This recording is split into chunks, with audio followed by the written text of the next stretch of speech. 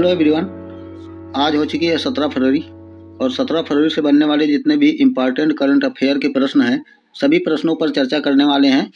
और आप लोगों को बता दें, इस वीडियो का अगर आप लोगों को पीडीएफ चाहिए तो Anurag academy SK sir telegram channel को ज्वाइन कर लीजिएगा। वहाँ से आप लोग इस वीडियो का पीडीएफ डाउनलोड कर सकते हैं। बात करें यहाँ पर तो इसके पहले वाले सेशन में हम लोगों ने देख लिया था, हमने देखा था कि आंध्र प्रदेश का विशाखापट्टनम भारतीय नौसेना का बहुपक्षीय अभ्यास जो मिलान 2026 का आयोजन किया गया था, आंध्र प्रदेश के विशाखापट्टनम में आयोजित किया गया था। यहाँ पर बात किया जाए, अंतर्राष्ट्रीय ओलंपिक समिति के नए अध्यक्ष के रूप में जुआन एंटोनियो समरंज को नियुक्त किया गया है। और बात की जाए लीड यानी कि leadership energy and environmental design यानी कि green real estate lead ranking में भारत विश्व में किस स्थान पर है, तो यहाँ पर सेकंड स्थान हो जाता है। और टॉप पर देखा जाए तो चाइना हो जाता है। देखा जाए भारत किस वर्ष यानी कि बात किया जाए तो चौथी बार ब्रिक्स की अध्यक्षता ग्रहण कर रहा है, तो 2026 हो जाता है।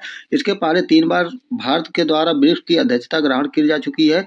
बात किया जाए यहाँ पर तो 2012, 2016 और 2021 में 3 बार आयोजन किया गया था। और वर्ष 2026 में ब्रिक्स का यहाँ पर देखा जाए अध्यक्षता तो भारत के द्वारा चौथी बार किया जा रहा है। श्वेत क्रांति 2.0 सहकारिता मंत्रालय के द्वारा शुरू किया गया है। हाल ही में आए उष्णकटिबंधीय चक्रवात गेजानी देखा जाए तो मेडागास्कर में भारी तबाही मचाया था। और 2026-27 के लिए उत्तर प्रदेश के बजट का कुल परिव्यय देखा जाए तो 9,12,696.35 करोड़ रुपए आवंटित किए गए हैं। ऑल इंडिया रेडियो रायपुर द्वारा आयोजित विश्व रेडियो दिवस सम्मेलन 2026 का विषय थीम देखा जाए तो रेडियो और कृत्रिम बुद्धिमत्ता यानी कि रेडियो एंड आर्टिफिशियल इंटेलिजेंसी हो जाता है। और वायु शक्ति 26 अभ्यास देखा जाए तो भारतीय वायुसेना के सशस्त्र बलों द्वारा आयोजित किया गया था। और भारत की रक्षा अधिग्रहण परिषद यानी कि डैक ने भारत से 114 लड़ाकू विमान यानी कि राफेल के लड़ाकू विमान खरीदने को प्रस्ताव को मंजूरी दे दी है।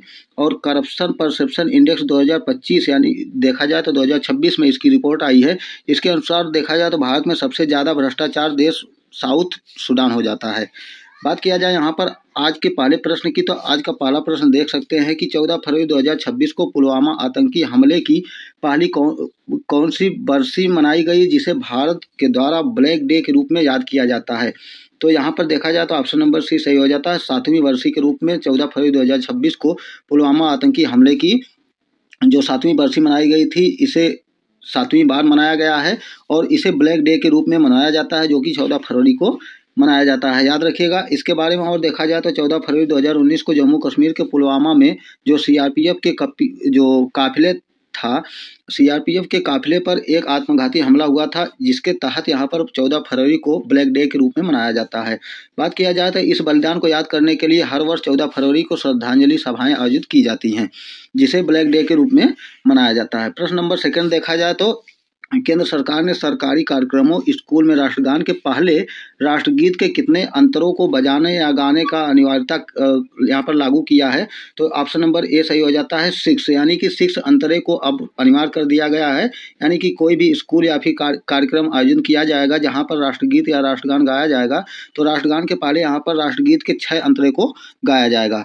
इसके बाद इसके बारे में अगर डिटेल देखा जाए तो यहाँ पर देख सकते हैं राष्ट्रगान के रचयिता यानी कि जनगण मन के रचयिता रविन्द्रनाथ टैगोर हो जाते हैं। राष्ट्रगीत यानी कि वंदे मातरम के रचयिता बंकिम चंद्र चटर्जी हो जाते हैं। गृह मंत्रालय ने 28 फरवरी 2026 को जारी निर्देश में राष्ट्रीय गीत गाने के लिए यहाँ पर पहला जो प्रोटोकॉल का पहला सेट सूचित किया है, इसमें दिशा निर्देश दिया है और बताया है कि इसके पहले जो समारोह आयोजित किए जाएंगे इसमें अब 2 छंद के बजाय अब 4 छंद गाए जाएंगे। इसके पहले देखा जाए तो मूल गीत जो होती थी इसके 2 ही अंतरे गाए जाते थे। बात किया जाए तो यह गीत गाने में यानी कि 6 छंद को गाने में 3 मिनट 10 सेकंड का समय लगता है। और यह वहाँ पर एक और एडवाइजरी जारी की गई है जो कि गाने या सुनने वाले होंगे उन्हें सावधान मुद्रा में खड़ा रहना होगा। बात किया जाए प्रश्न नंबर 3 की, तो प्रश्न नंबर 3 यहाँ से देखा जाए महिला शांति और सुरक्षा सूचकांक 2025-26 में भारत किस स्थान पर है। तो यहाँ पर ऑप्शन नंबर बी सही हो जाता है। 131 यानी कि 131वां स्थान भारत को प्राप्त हुआ है। और इसके बारे में डिटेल अगर देखा जाए तो थोड़ा सा देख भी सकते हैं कि हाल ही में जारी महिला शांति और सुरक्षा सूचकांक 2025-26 में देखा जाए तो भारत को 131वां स्थान प्राप्त हुआ है। यह सूचना महिलाओं की समावेशन सुरक्षा न्याय और अवसरों के लिए 13 संकेतों के आधार पर रैंकिंग आधार तैयार करता है। बात किया जाए तो सूचकांक 2025-26 का प्रकाशन देखा जाए तो George Town Institute for Women Peace and महिला और शांति एंड सुरक्षा सूचकांक 2 सिक्योरिटी और पीस देखा जाए तो जो रिसर्च इंस्टीट्यूट ओस्लो है, ओस्लो के द्वारा जारी किया जाता है। यहाँ पर देखा जाए तो प्रथम पर देखा जाए तो डेनमार्क हो जाता है, सेकंड पर आइसलैंड और थर्ड नंबर पर नॉर्वे हो जाता है। भारत का स्थान देखा जाए तो यहाँ पर 131वां हो जाता है। इसके बाद में यहाँ पर देखा जाए जो 2026 के यहाँ पर टाइपिंग मिस्टेक हो गया है, तो याद रखिएगा यहाँ पर 2026 होगा। तो 26 में जितने भी इंडेक्स जारी किए गए हैं उस पर एक बार नज़र डाला जाए तो भ्रष्टाचार धारणा सूचकांक 2025 में जो 2025 का 2026 में रैंक जारी किया गया है, इसमें 182 देशों में भारत का स्थान 91 नंबर पर आया है। और ग्लोबल फायर पावर इंडेक्स 2026 में भारत 4 नंबर पर, टॉप पर अमेरिका। और एशिया मैन्युफैक्चरिंग इंडेक्स 2026 में इंडिया की बात किया जाए तो 6 प्लेस पर और टॉप पर चाइना हो जाता है। रिस्पॉन्सिबल नेशंस इंडेक्स 2026 में इंडिया 16 प्लेस पर, टॉप पर सिंगापुर। एशिया पावर इंडेक्स में इंडिया की बात देखा जाए तो इंडिया का रैंक 3rd हो जाता है और टॉप पर अमेरिका। हेनले पासपोर्ट इंडेक्स 2026 में इंडिया 80 नंबर पर, टॉप पर सिंगापुर हो जाता है। और इसके बाद देखा जाए तो यहाँ पर 2025 में जितने इंडेक्स जारी किए गए हैं उसको हमने आज अलग स्लाइड में रख दिया है, तो उसको अगर आप स्क्रीनशॉट लेना चाहते हैं तो यहाँ से स्क्रीनशॉट ले सकते हैं। बात किया जाए 2025 में तो वैश्विक डिजिटल नेमोइड रिपोर्ट 2025 में भारत की जो रैंक थी 38 नंबर पर थी और टॉप पर स्पेन था। और ग्लोबल इनोवेशन इंडेक्स 2025 में भारत देखा जाता है 38वें नंबर पर, टॉप पर स्विट्जरलैंड। और global life work balance index 2025 में भारत 42वें नंबर पर, टॉप पर न्यूजीलैंड। विश्व प्रतिस्पर्धात्मक रैंक में भारत 2025 में 41वें स्थान पर और टॉप पर स्विट्जरलैंड हो जाता है। जेंडर गैप रिपोर्ट 2025 देखा जाए तो भारत 131वें नंबर पर, टॉप पर आइसलैंड। विश्व जो वैश्विक शांति सूचकांक 2025 आया था, यहाँ पर देखा जाए भारत 115वें स्थान पर, टॉप पर देखा जाए तो आइसलैंड हो जाता है। सतत विकास लक्ष्य यानी कि सस्टेनेबल डेवलपमेंट 2025 के सूचकांक में भारत देखा जाए 99 नंबर पर और टॉप पर फिनलैंड हो जाता है। ऊर्जा संक्रमण सूचकांक 2025 में 71 नंबर पर भारत और टॉप पर स्वीडन हो जाता है। जलवायु परिवर्तन प्रदर्शन सूचकांक 2025 में भारत देखा जाए तो 10वें नंबर पर, टॉप पर डेनमार्क हो जाता है। वर्ल्ड हैप्पीनेस रैंकिंग 2025 में भारत 118 नंबर पर और टॉप पर फिनलैंड। वैश्विक आतंकवाद सूचकांक 2025 में भारत 14 नंबर पर, बुर्किना फासो टॉप पर हो जाता है। प्रेस फ्रीडम इंडेक्स 2025 में भारत 151 नंबर पर, नॉर्वे फर्स्ट पर। और हंगर इंडेक्स 2025 में भारत की बात देखा जाए यहाँ पर तो 102 यानी कि 102 नंबर पर आ जाता है भारत। बात किया जाए यहाँ पर प्रश्न नंबर 4 की, तो देखा जाए तो प्रधानमंत्री मोदी ने किस राज्य में ब्रह्मपुत्र नदी पर बने कुमार भास्कर वर्मा सेतु का उद्घाटन किया है, तो यहाँ पर देखा जाए प्रश्न नंबर 4 का ऑप्शन नंबर डी सही हो जाता है, असम। यानी कि जो ब्रह्मपुत्र नदी पर जो कुमार भास्कर वर्मा सेतु का उद्घाटन किया गया है यह असम में किया गया है। और इसके बारे में डिटेल देखा जाए तो यहाँ से देख सकते हैं कि प्रधानमंत्री नरेंद्र मोदी द्वारा असम के गुवाहाटी में ब्रह्मपुत्र पर कुमार भास्कर वर्मा सेतु का उद्घाटन किया गया है। और यह जो सेतु है, यह सेतु की बात किया जाए तो गुवाहाटी को नॉर्थ गुवाहाटी से जोड़ने का कार्य करेगा। और इसकी जो लंबाई की बात किया जाए तो 2.86 किलोमीटर लंबा होगा, जो कि 6 लेन का यह देखा जाए तो सेतु होगा। इसकी लागत देखा जाए तो 3030 करोड़ रुपए की लागत से तैयार किया जाएगा। यह पूर्वोत्तर भारत का पहला एक्स्ट्रा ट्राइड्रोज पुल होगा। इसे चालू होने से बात किया जाए तो गुवाहाटी और उत्तर जो गुवाहाटी था इनके बीच का समय घटकर 7 मिनट हो जाएगा। उसके बाद बात किया जाए यहाँ पर तो बात आई है असम की, तो असम की राजधानी दिसपुर हो जाती है। स्थापना देखा जाए तो 26 जनवरी 1950 को। मुख्यमंत्री हेमंत बिस्वा शर्मा, राज्यपाल लक्ष्मण प्रसाद। और राजकीय जो पक्षी है वुड डक हो जाती है। राजकीय पशु देखा जाए तो ये एक सींग वाला गैंडा।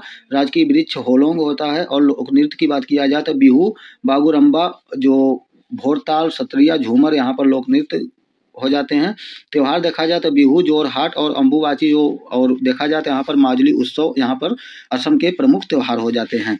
बात किया जाए प्रश्न नंबर 5 की, तो प्रश्न नंबर 5 यहाँ से देख सकते हैं कि गुजरात सरकार द्वारा गिफ्ट सिटी के नए अध्यक्ष के रूप में किसे नियुक्त किया गया है, तो यहाँ पर ऑप्शन नंबर बी सही हो जाता है, उदय कोटक। यानी कि उदय कोटक को गुजरात सरकार द्वारा गिफ्ट सिटी के नए अध्यक्ष के रूप में नियुक्त किया गया है यहाँ पर। और इससे बनने वाले डिटेल देखा जाए तो उदय कोटक को गिफ्ट सिटी का अध्यक्ष के रूप में नियुक्त किया गया है। इन्होंने देखा जाए तो हसमुख अघिया जो थे इनके स्थान पर गैर सरकारी अध्यक्ष के रूप में शामिल किया गया है इनको। और गिफ्ट सिटी की बात किया जाए तो भारत का पहला चालू स्मार्ट सिटी और पहला अंतर्राष्ट्रीय वित्तीय सेवा केंद्र हो जाएगा, जो कि गुजरात में बनाया गया है। और इसकी परिकल्पना देखा जाए तो नरेंद्र मोदी के गुजरात मुख्यमंत्री कार्यकाल के दौरान भी इसका जो परिकल्पना किया गया था। बात किया जाए प्रश्न नंबर 6 की, तो प्रश्न नंबर 6 यहाँ से देख सकते हैं कि पूर्वोत्तर की पहली आपातकालीन लैंडिंग सुविधा यानी कि बात किया जाए तो इमरजेंसी लैंडिंग जो फैसिलिटी है ELF का उद्घाटन किस राज्य के मोरान में किया गया है। तो यहाँ पर देखा जाए तो ऑप्शन नंबर बी सही हो जाता है, असम, यानी कि असम के मोरान में आपातकालीन लैंडिंग सुविधा का उद्घाटन किया गया है। और इसके बारे में डिटेल अगर देखा जाए तो यहाँ से देख सकते हैं कि असम के डिब्रूगढ़ जिले के मोरान में नरेंद्र मोदी द्वारा ELF यानी कि इमरजेंसी जो लैंडिंग जो फैसिलिटी का उद्घाटन किया गया है। असम के डिब्रूगढ़ के मोरान में आयोजित यहाँ पर इसका उद्घाटन किया गया है। यह पूर्वोत्तर भारत की देखा जाए तो पहला आपातकालीन लैंडिंग सुविधा हो जाएगी। और इसकी लंबाई देखा जाए तो 4.2 किलोमीटर यह लंबाई हवाई पट्टी भारतीय वायुसेना के समन्वय से बनाई गई है। और इसकी बात किया जाए तो यह सुविधा जो सुखोई Su-30 MKI और राफेल जैसे लड़ाकू विमानों को संभालने के लिए सक्षम है।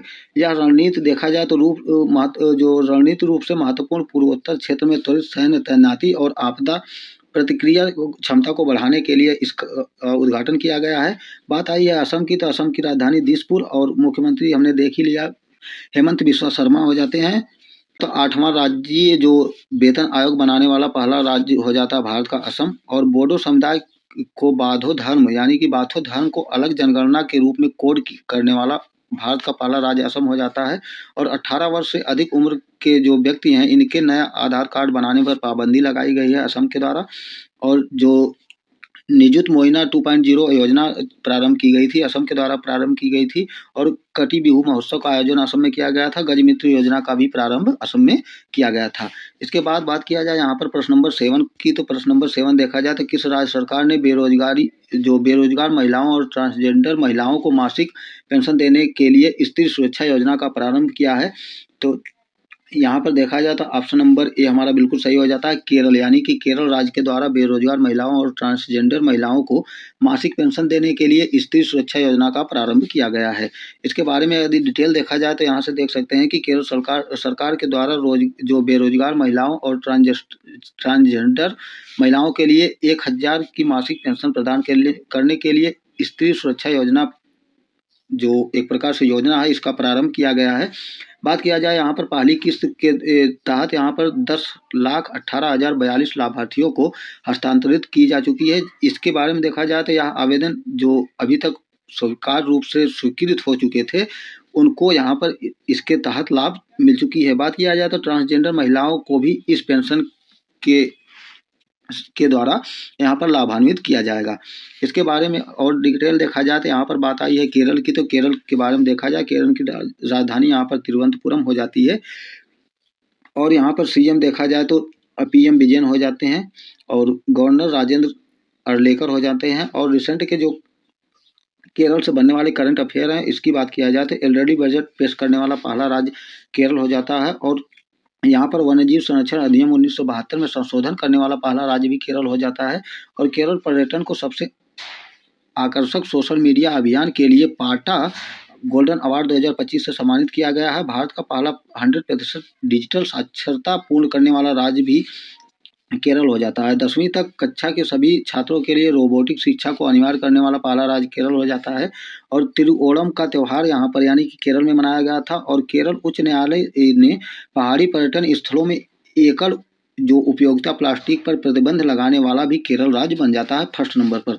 बात किया जाए यहाँ पर प्रश्न नंबर 8 की, तो प्रश्न नंबर 8 यहाँ से देख सकते हैं कि स्टैनफोर्ड विश्वविद्यालय की 2025 ग्लोबल आर्टिफिशियल इंटेलिजेंस यानी कि AI वाइब्रेसी रैंकिंग में भारत की क्या स्थिति है। तो यहाँ पर देखा जाए तो ऑप्शन नंबर बिल्कुल सी सही हो जाता है, यानी कि तीसरा रैंक आती है भारत की। स्टैनफोर्ड विश्वविद्यालय के 2025 की जो ग्लोबल आर्टिफिशियल इंटेलिजेंस की रैंकिंग आई है, इसमें भारत की का रैंक देखा जाए तो थर्ड हो जाता है। और इसके बारे में और डिटेल देखा जाए तो यहाँ से देख सकते हैं कि स्टैनफोर्ड विश्वविद्यालय 2025 की ग्लोबल आर्टिफिशियल इंटेलिजेंस की जो वाइब्रेंसी रैंकिंग आई है, भारत का स्थान यहाँ पर तीसरे नंबर पर आता है। और यहाँ पर देखा जाए तो Stanford global AI index report के अनुसार भारत में एआई कौशल का प्रसार समान व्यवसायों में वैश्विक स्तर से 2.5 गुना अधिक है इस समय देखा जाए तो। बात किया जाए प्रश्न नंबर 9 की, तो प्रश्न नंबर 9 यहाँ से देखा जाए भारत में कौन सा राज्य, यानी कि भारत में कौन सा राज्य ऐसा पहला राज्य बन चुका है जिसने विधायकों की उपस्थिति दर्ज करने के लिए कृत्रिम बुद्धिमत्ता यानी कि आर्टिफिशियल इंटेलिजेंसी आधारित चेहरा पहचान तकनीक का उपयोग करने वाला बन गया है। तो यहाँ पर हमारा आंध्र प्रदेश हो जाता है ऑप्शन नंबर डी बिल्कुल सही आंसर, जो कि भारत का पहला राज्य है जिन्होंने विधायकों की उपस्थिति दर्ज करने के लिए कृत्रिम बुद्धिमत्ता यानी कि एआई आधारित चेहरा पहचान तकनीक का उपयोग किया गया है। इसके बारे में और डिटेल देखा जाए तो यहाँ से आंध्र प्रदेश ने फरवरी 2026 में विधानसभा सदस्यों यानी कि विधायकों के लिए कृत्रिम बुद्धिमत्ता एआई आधारित चेहरा पहचान उपस्थिति प्रणाली शुरू की है। यह प्रणाली 11 फरवरी 2026 को राज्य बजट सत्र के प्रारंभ में शुरू की गई थी।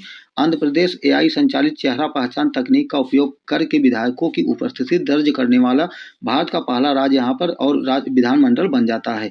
और बात किया जाए तो इसका मुख्य उद्देश्य देखा जाए तो उद्देश्य यहाँ पर फर्जी उपस्थिति को रोकना और कार्यवाही में वास्तविक भागीदारी सुनिश्चित करना इसका मुख्य उद्देश्य रखा गया है। यहाँ पर देखा जाए आंध्र प्रदेश के बारे में तो आंध्र प्रदेश की राजधानी अमरावती हो जाती है, मुख्यमंत्री चंद्रबाबू नायडू हो जाते हैं, राज्यपाल देखा जाए तो अब्दुल नजीर हो जाते हैं। और यहाँ पर पिल्लो एआई जो कार्यक्रम चलाया गया था आंध्र प्रदेश में चलाया गया था। आंध्र प्रदेश सरकार द्वारा 31 जनवरी 2026 को चित्तूर जिले के कुप्पम में 24 घंटे के अंदर यहाँ पर 5,555 महिलाओं और छात्राओं को ई साइकिल वितरित कर नया जो गिनीज वर्ल्ड रिकॉर्ड बनाया गया है। आंध्र प्रदेश के मुख्यमंत्री की बात किया जाए चंद्रबाबू नायडू ने होप आइलैंड पर सैटेलाइट लॉन्चिंग सुविधा विकसित करने की योजना की घोषणा की है। और पोंड्रो खादी आंध्र प्रदेश राज्य से संबंधित है जिसे हाल ही में भौगोलिक जो जीआई टैग होता है इसके रूप में यहाँ पर सांकेतिक रूप में जीआई टैग के रूप में प्रदर्शित किया गया है। यहाँ पर देखा जाए तो आंध्र प्रदेश के अनंतपुर क्षेत्र में पाई जाने वाली अनार की जो किस्म है यानी कि अनंतपुर अनार को जीआई टैग प्रदान किया गया है। और भारत का पहला देखा जाए कृत्रिम बुद्धिमत्ता यानी कि आर्टिफिशियल इंटेलिजेंसी जो आधारित इंटीग्रेटेड कमांड या कंट्रोल सेंटर आईसीसीसी यानी कि देखा जाए तो यहाँ पर तिरुमाला यानी कि आंध्र प्रदेश में स्थापित किया गया है। और दूसरे बिम्स्टेक बंदरगाह सम्मेलन का उद्घाटन देखा जाए तो विशाखापट्टनम के आंध्र प्रदेश में किया गया है। और बात किया जाए यहाँ पर प्रश्न नंबर 10 की, तो प्रश्न नंबर 10 यहाँ से देख सकते हैं कि नागालैंड के किपहिरे में जो तो एनसांग जिला है यहाँ पर पैगोलियन के संरक्षण के लिए किस संगठन ने प्रस्ताव पारित किया है। तो यहाँ पर देखा जाए तो ऑप्शन नंबर सी हमारा सही हो जाता है, यूनाइटेड संगतम लिखुम पुमजी यानी कि ऑप्शन नंबर सी हमारा बिल्कुल सही हो जाता है। और इसके बारे में डिटेल देखा जाए तो यहाँ पर इसके बारे में देख सकते हैं कि यह प्रस्ताव नागालैंड के संगतम समुदाय का प्रतिनिधित्व करने वाले यूनाइटेड संगतम लिखुम पुमजी संगठन द्वारा पारित किया गया है। इसका उद्देश्य देखा जाए तो 1643 किलोमीटर की लंबी भारत म्यांमार सीमा पर पैगोलियन की तस्करी पर अंकुश लगाना यानी कि इस जो पैगोलियन की तस्करी होती थी इस पर रोक लगाना इसका मुख्य उद्देश्य रखा गया है। और पैगोलियन की बात किया जाए तो दुनिया के सबसे अधिक तस्करी किए जाने वाले जंगली स्तनधारी हो जाता है जिसका शिकार उनके सल्कों और मांस के लिए किया जाता है। यह पहला wild life trust of India द्वारा संचालित पैगोलियन तस्करी विरोध परियोजना का हिस्सा के रूप में भी यहाँ पर विकसित किया गया है। और इस परियोजना की बात किया जाए तो वाइल्ड लाइफ जो कंजर्वेशन नेटवर्क है इसके तहत पैगोलियन संकट कोष द्वारा सहायता प्राप्त की जाती है। आई होप कि यह सेशन आप लोगों को अच्छा लगा होगा। और हमारे चैनल पर पहली बार आए हैं तो चैनल को सब्सक्राइब कर लीजिएगा क्योंकि यहाँ से डेली करंट अफेयर का वीडियो प्रोवाइड किया जाता है। और आप लोगों को बता दें कि यदि इस क्लास का पीडीएफ आप लोगों को चाहिए तो Anurag academy SK sir telegram channel को ज्वाइन कर लीजिएगा, वहाँ से आप लोग इस वीडियो का जो पीडीएफ है इसको डाउनलोड कर सकते हैं। Thank you so much.